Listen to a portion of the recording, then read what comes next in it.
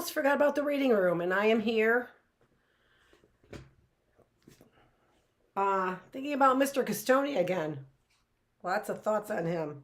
Not lots of thoughts, lots of time spent thinking about him, seeing his obituary. Did you not like gum because you didn't want it getting on the floor, stuck on the floor? I'm beginning to wonder how many teachers were actually teachers at Fremont Public Schools.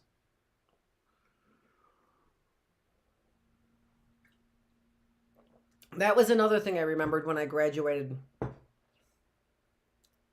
Kip Shaparsky said he was a teacher, but he was a student in my class, and he told me that on the last day of school. I don't know, weird stuff, but that's why we're reading the story Heidi, because it's just a classic story without any weird stuff. Usually I don't give you that kind of introduction. Usually we just get right into the story. I have to get my glasses. Hold on. Lots of times that happens.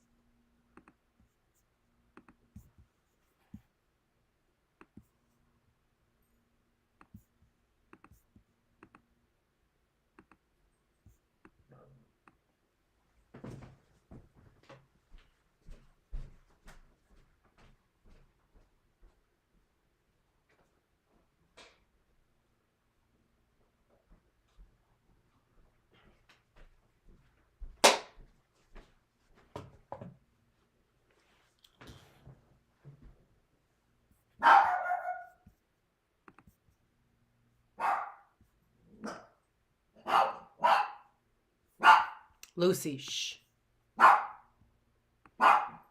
That's a short chapter, so I thought we would go ahead and make sure we got it done. Chapter 21. Lucy, stop. Go sit in your basket. That's her scream. Oh, and it gets like a total scream. More about the life on the Alp. Chapter 21. The sun had just climbed over the cliffs and cast his first golden beams downward toward the valley. Why is it a guy?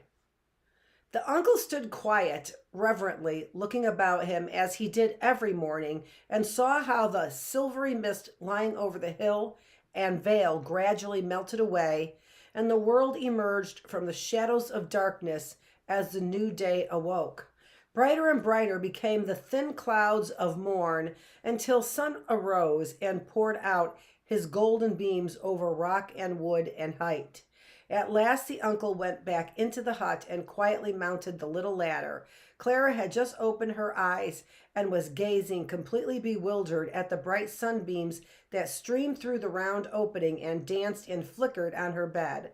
She did not know what she saw nor where she was, but soon her cleverly and handily as if it were his calling to be a nurse and to take care of sick children. Heidi also opened her eyes and saw with astonishment what her grandfather was about, and watched him till he carried Clara, completely dressed, in his arms down the ladder. She could not wait a moment longer. She rose, dressed herself with lightning speed, and ran down the ladder and outside to see what next her grandfather would be doing. The evening before, he had pondered, when the children had gone to bed, as to how he could get the bath chair under shelter. It could not be pushed in through the hut door. That was too small. At last an idea came to him. He took off two of the big shutters from the shed, which made an opening big enough to allow of the chair being pushed through into the workshop. Then he replaced the shutters without making them fast.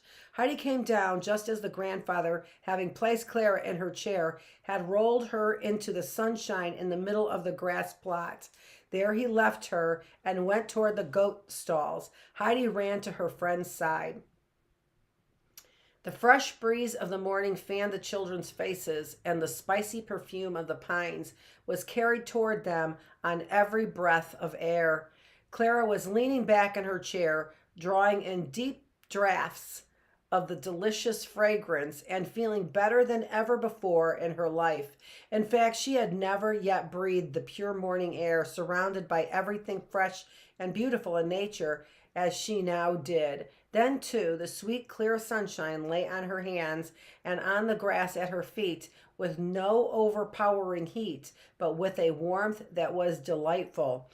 That life on the Alp could be like this, Clara had never been able to imagine. That life on the Alp could be like this, Clara had never been able to imagine. Oh, Heidi, if I could only live here always, she said at last, turning about in her chair from side to side and drinking in the air and the sunshine. Now you see, don't you, that it is exactly as I told you it was, replied Heidi, delighted. The most beautiful spot in the whole world is at my grandfather's on the elm. At this moment, the grandfather himself came out of the stalls toward the children, bringing 2 mugs full of foaming snow-white milk, one of which he gave to Clara and the other to Heidi. This will do my little friend a deal of good, he said, nodding to Clara. It is from Xuan Li and is strength-giving.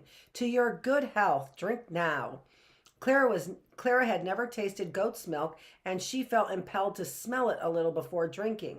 But when she saw that Heidi drank hers eagerly without once stopping, it tasted so very good to her. Clara decided to try and found it was as sweet and spicy as if there were sugar and nutmeg in it. She emptied her mug with enjoyment. Tomorrow we will take 2, said the uncle, who looked on with satisfaction as Clara followed his granddaughter's good example. Peter came at his usual hour with the flock, and while Heidi was giving and receiving her usual morning greetings and caressing and getting pushed about, the uncle drew Peter aside out of hearing of the bleating of the goats, which made a deal of noise whenever they had Heidi to themselves, and bade him give attention to his words. From today forth, you are to give Xuan Li her own way. She knows where to find the most nourishing herbs. Therefore, if she wishes to climb, you are to follow her. It will do the others no harm, and if she chooses to go higher than you usually go, do not hold her back. Do you understand? Even if you do have to clamor a little, it is no matter. You are to go where she wishes, for in this she is wiser than you are, and she must have the best, so that she may give famous milk.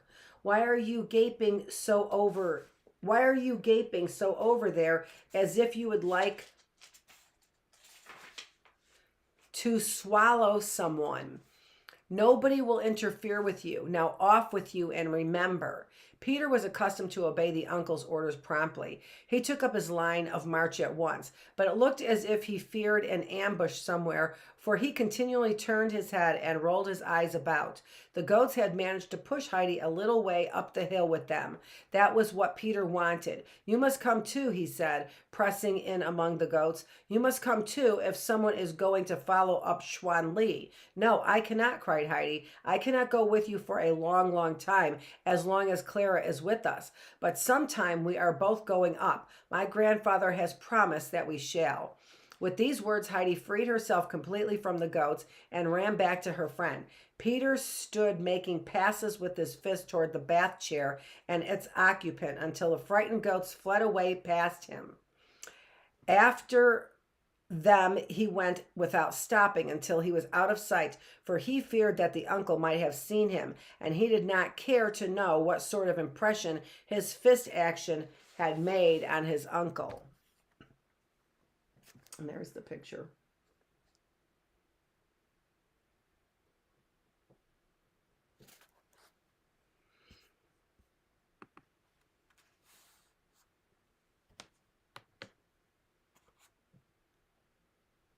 Clara and Heidi had thought of so much to do today that they hardly knew where to begin.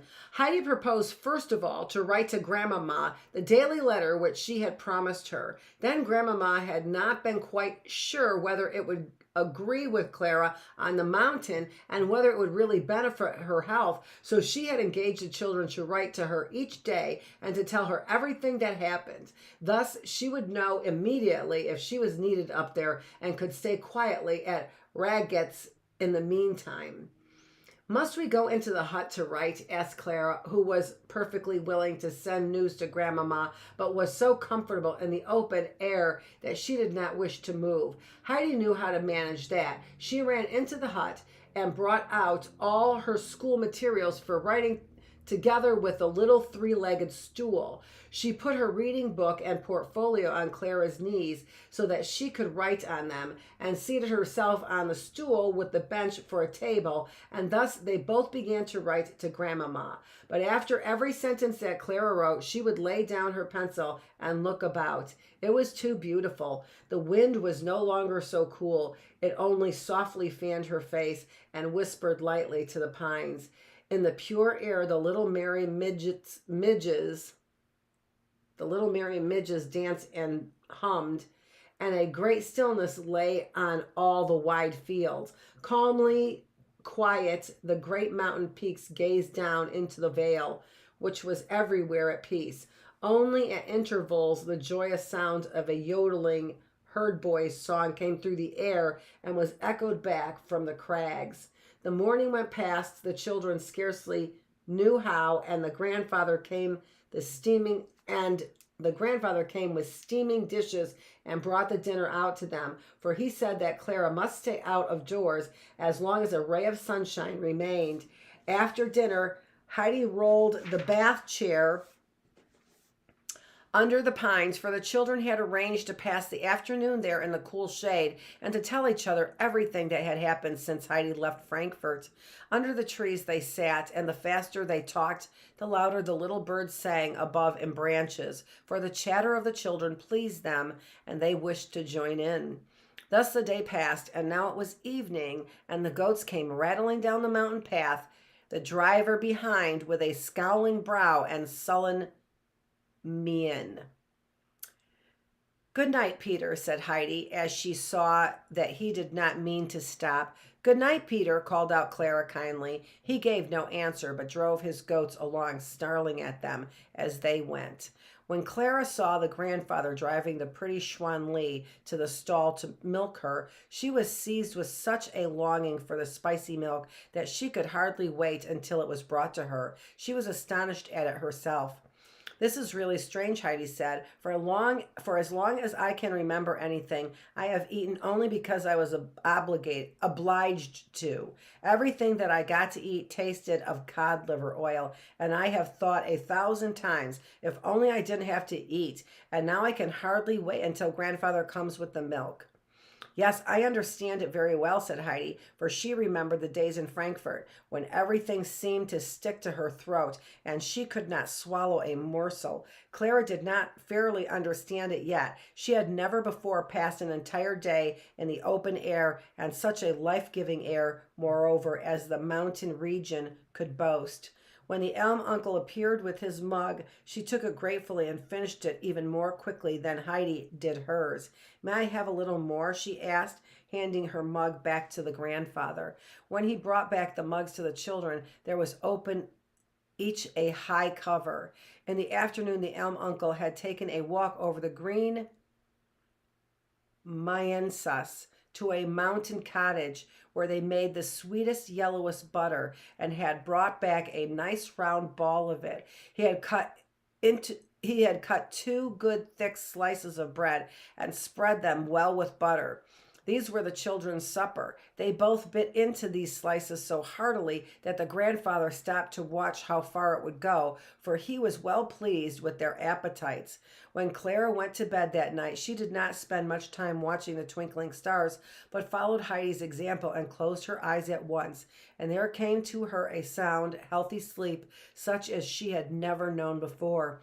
In this delightful manner, the next day passed, and the next, and then there came a great surprise for the children.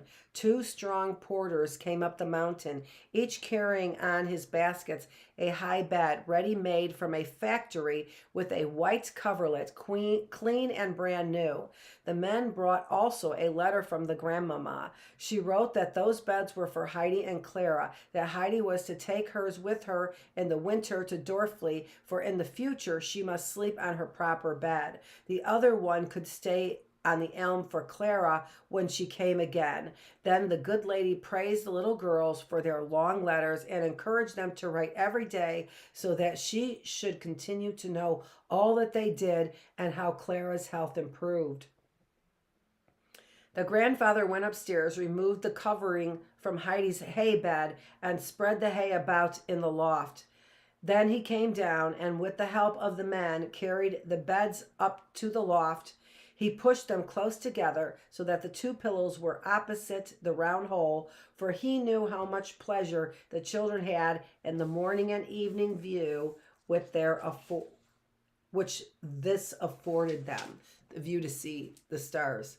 The delight in her new life increased with Clara from day to day, and she could not tell Grandmama enough of the uncle's goodness and care for her, and how lively and amusing Heidi was, far more than in Frankfurt, and how every morning when she awoke, her first thought was, "Thank heaven I am still on the Alp." So the grandmama rejoiced much that things were going on so well, and decided to postpone her visit to the elm a while longer, for in truth the steep mountain ride was rather a trial to her. The grandfather certainly took an extraordinary interest in this little charge, for no day passed that he did not think out something that he knew would strengthen her. He made every afternoon long excursions among the rocks, going higher and higher, and brought back each time a bundle of sweet-scented herbs, so that the perfume of the thyme and the wild pink filled the air, and at night all the goats ran smelling toward the stalls where the sweet bundle lay.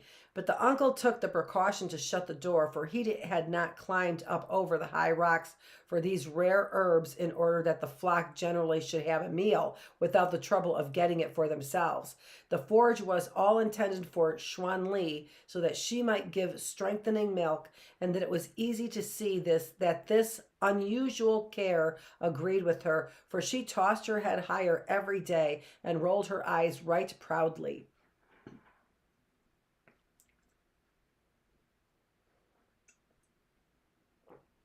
It was now the third week that Clara had passed on the Alp. For several mornings, when the uncle brought her down to place her in her chair, he had said, "Won't this little daughter try once to stand up just for a moment?" Clara did try to please him, but she always said immediately, "Oh, it hurts me so," and clung to him for support. But every day he coaxed her to try a little longer.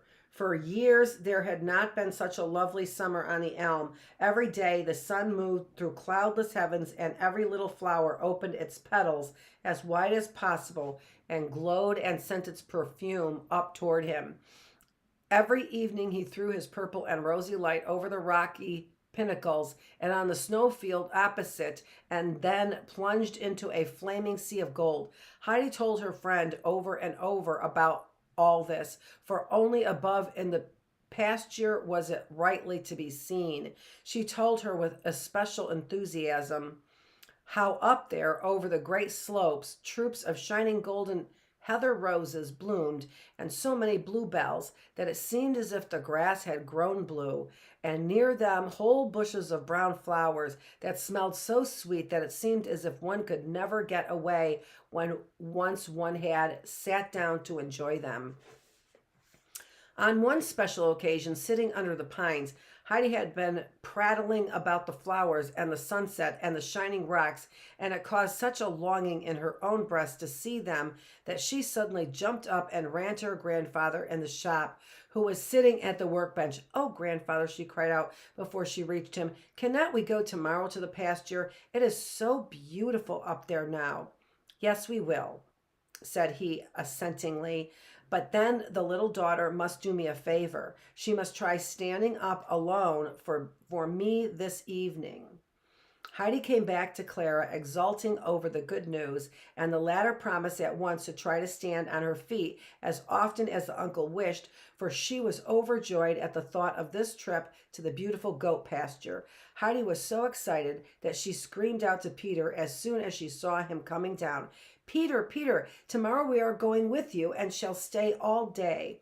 For reply, Peter growled like an irritated bear and struck angrily at the innocent Thistlebird, who was trotting by his side. Fortunately, she knew what was coming in time and jumped away. Tonight, the little girls climbed into the beautiful high beds with their heads so full of plans for the pleasure of the coming day that they promised each other to lie awake all night to talk about it till it was time to get up. They had scarcely laid their heads on their pillows, however, when their chatter ceased suddenly. Clara saw a big, big field before her in a dream that was heavenly blue, so thickly did the bluish cover it, and Heidi seemed to hear the eagle calling from on high, "Come, come, come." Oh, poor Peter getting so angry, huh? Oh, that's horrible. What a horrible feeling. This is Dr. Annette Feravich. We are on the Friday, and now we are really starting our 4 days off after our reading room, but we did get everything done, and I am very pleased about that. What we get done? We are reading our classic story, Heidi, here in the reading room on the classroom. Thanks for joining me.